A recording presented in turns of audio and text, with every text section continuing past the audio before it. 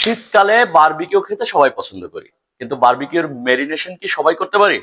চলুন আজকে শিখবো বারবিকিউর মেরিনেশন কিভাবে করে। রসুন পেস্ট, আদা পেস্ট, লেমন জুস, গরম মশলা, তন্দুরি কালার, সুগার, সল্ট, বেসন, দই, সরিষার তেল।